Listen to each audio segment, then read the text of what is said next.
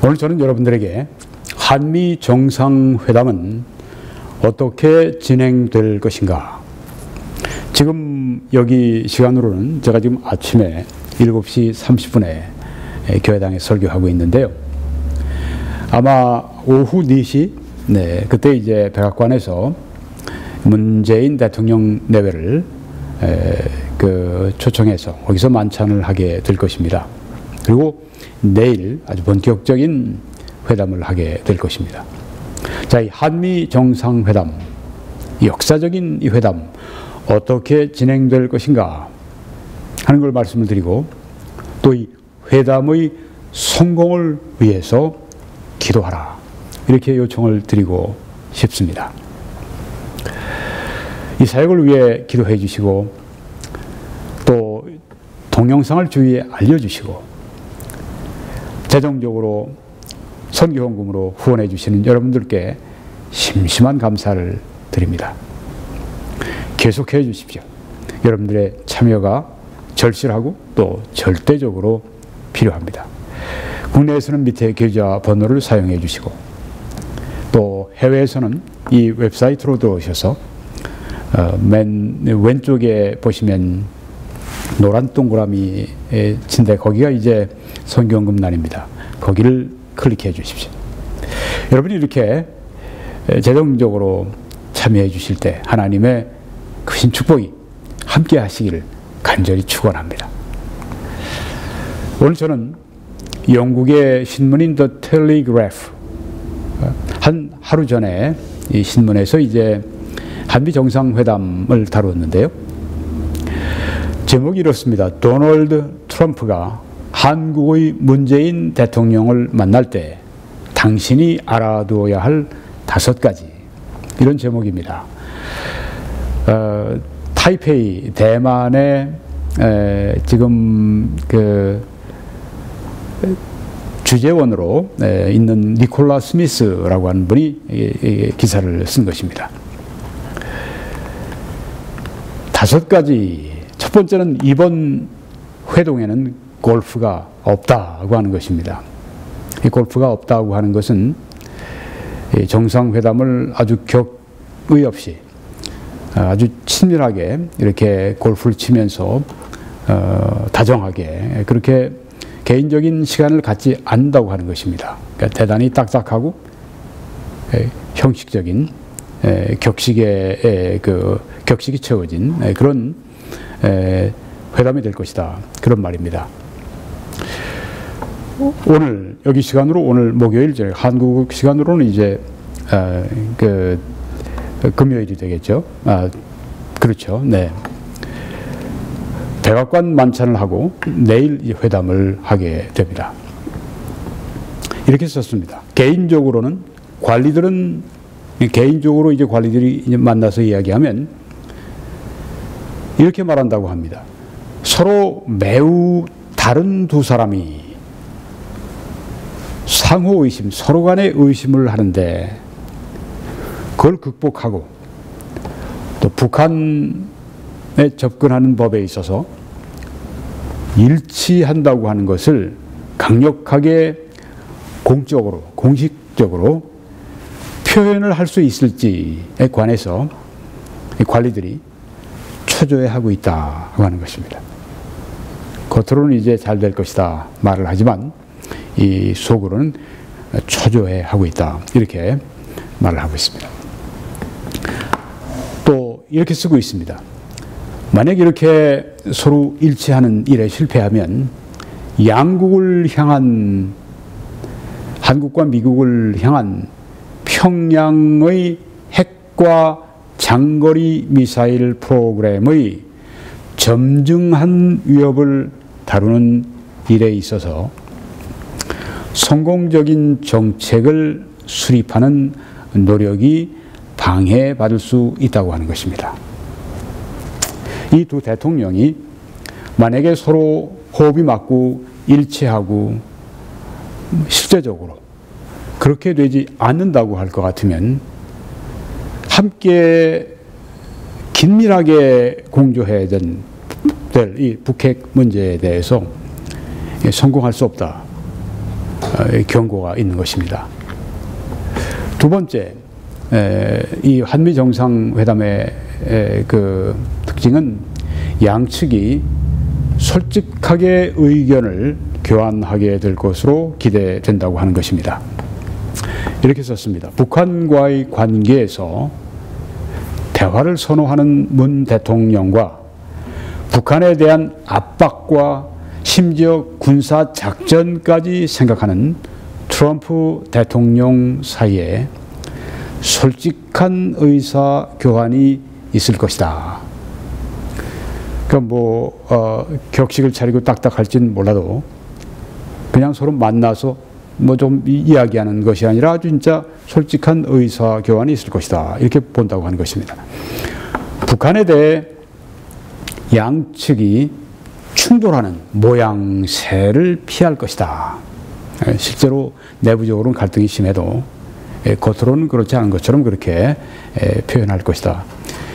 애닛 펜다라고 하는 디플로매틱 매거진 외교 잡지의 선임 편집인의 말을 인용을 한 것입니다. 계속 인용을 하고 있습니다. 정상회담은 실제와는 달라도, 실제는 서로 간에 각을 세우고 있어도 협력하는 모습을 보여주는 기회가 될 것이다. 그러니까 겉으로는 굉장히 꾸미고 겉으로는 굉장히 협력하는 것처럼 서로가 이렇게 말을 할 것이다. 이렇게 전문가들이 본다고 하는 것입니다. 그러나 이달 초의 사드의 일부 배치를 지연시키는 결정이 한미 동맹이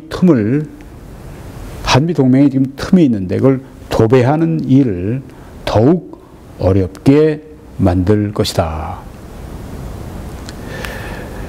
사드 배치 이걸 문 대통령이 이제 지연시킨 문제를 심각하게 여기 보고 있는 것입니다. 세 번째, 이 한미 정상회담의 특징은 트럼프는 사드에 관한 분쟁 때문에 매우 화가 나 있다고 하는 것입니다. 사드를 마치 그냥 후닥닥 그 절차도 걸치지 않고 그냥 막 일방적으로 한 것처럼 그렇게 그런 오해를 줄 수 있는 말들이 튀어나오고 또 결국은 이제 사드 배치 나머지 4기 2기는 배치했고 4기를 환경 평가하는 거 등등 이렇게 구실을 붙여서 이렇게 하지 않고 그 분쟁하는 모습을 보고 트럼프가 매우 화가 났다. 막 욕설을 섞어가면서 막 화를 냈다고 하는 기사를 우리가 봤습니다. 워싱턴은 사드를 28,000명의 주한 미군 보호를 위해서 아주 중시합니다. 문재인은 사드를 원치 않는 국내 세력과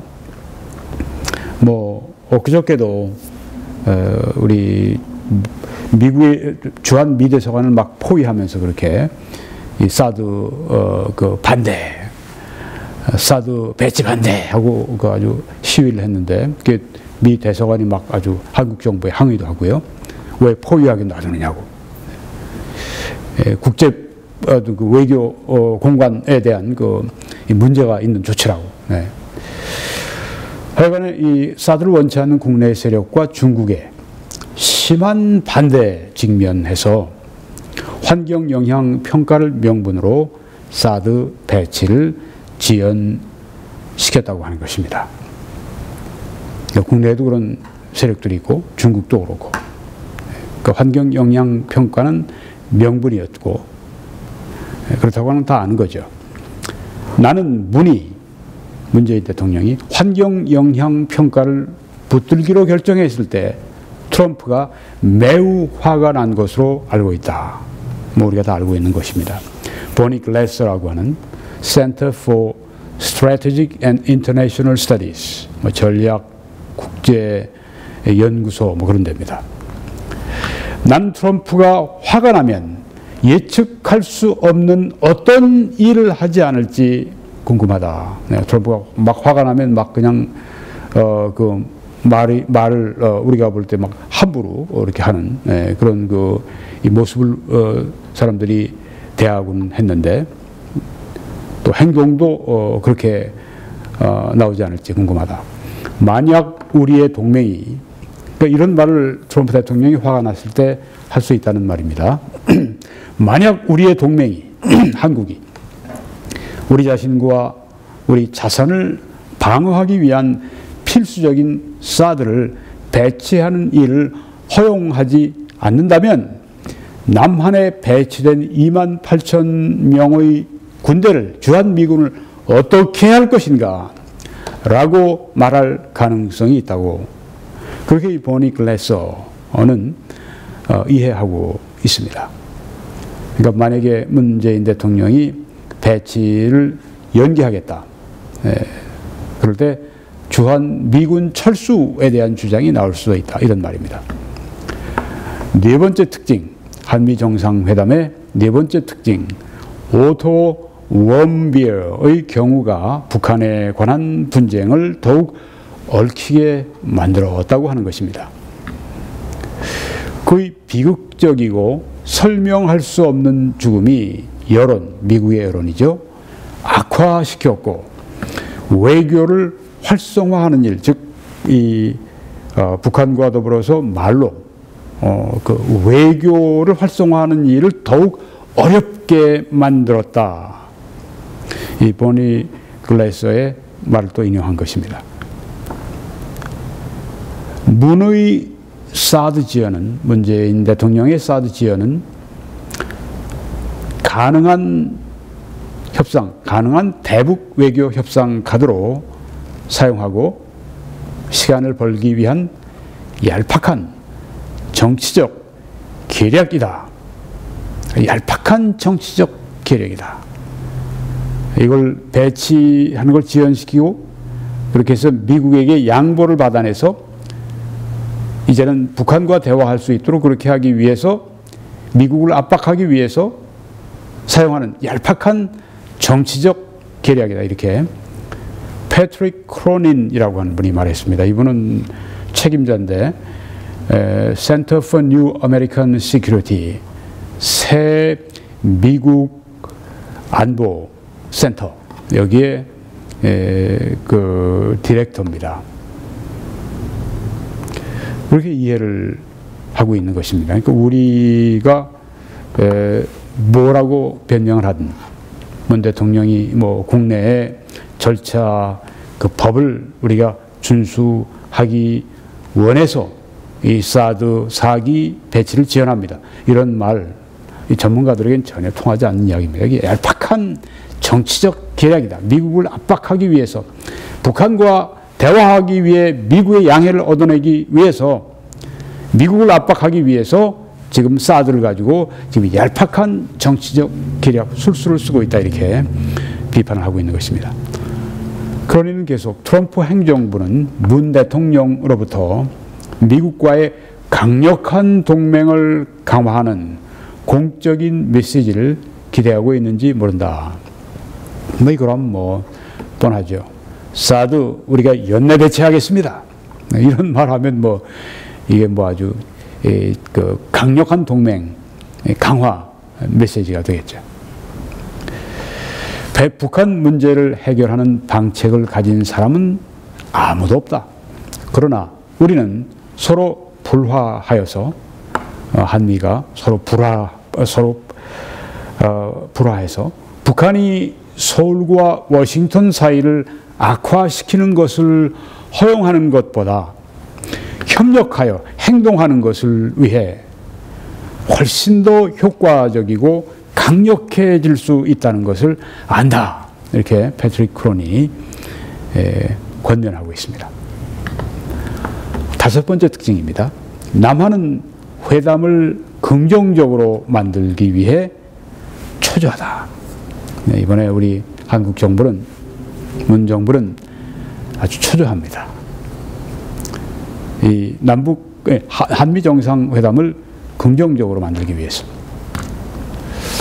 네, 또 제가 인용한 것을 말씀드립니다. 양측이 불안감을 많이 가지고 있고 철도 사고 시나리오도 있다. 네, 양측이 뭐 그냥 정면 충돌을 한다든지, 그래서 완전히 그 철로에서 그냥 그 이탈해버리는 그런 대참사가 일어날 수도 있다. 이런 그 견해도 꽤 그 설득력이 있습니다.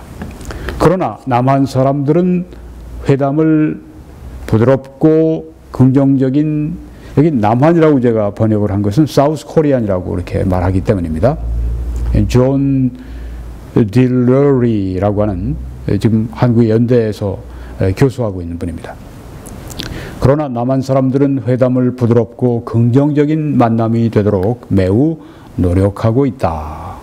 네, 그렇게 평가하고 있습니다. 우리 한국에 지금 있으니까 잘 알죠. 북한에 대한 마찰은 시기상조이다. 이렇게 낙관론을 펴니다. 이 더들리 교수, 네, 딜러리 교수는 그렇게 보고 있습니다. 양측의 공통점은 둘 다 그들의 전임자들의 현상 유지를 거부한다는 것이다.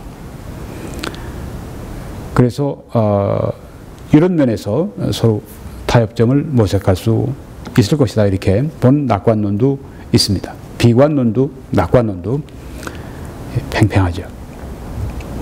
그래서 우리는 성공적인 정상회담을 위해서, 또 남한뿐 아니라 북한을 위해서도, 그뿐 아니라 미국을 위해서도 기도해야 할 줄 믿습니다. 국가의 안보가 무너지면 가정이나 교회나 개인이나 회사나 다 무너집니다. 그래서 기도해야 합니다. 그래서 성경에서는 디모데전서 2장에서 내가 첫째로 권하노니 모든 사람을 위하여 간구와 기도와 도고와 감사를 하되 임금들과 높은 지위에 있는 모든 사람을 위하여 하라고 말씀을 했습니다. 이는 우리가 모든 경건과 거룩함으로 품위로 고요하고 평안한 생활을 하려 함이라고 말씀을 했습니다. 이번에 성공적인 회담이 되어서 이런 결과를 가져올 수 있도록 기도하시기를 바랍니다. 오늘 이 메시지는 하나님께서 우리 그리스도인들로 하여금 기도하라고 그렇게 인도하시는 그런 하나의 섭리인 줄 믿습니다. 또 역대하 7장 14절에도 내 이름으로 일컫는 내 백성이 그들의 악한 길에서 떠나 스스로 낮추고 기도하여 내 얼굴을 찾으면 내가 하늘에서 듣고 그들의 죄를 사하고 그들의 땅을 고칠지라고 말씀해 주셨습니다. 국가를 위해서 지금보다 더 간절히 기도해야 될 때가 또 있겠습니까? 기도해야 되겠습니다. 이제 여러분 www.21church.com으로 들어오셔서 다른 메시지들을 시청하시며 함께 기도에 힘써 주시기 바랍니다. 하나님의 축복이 여러분들과 함께 하시길 간절히 축원합니다.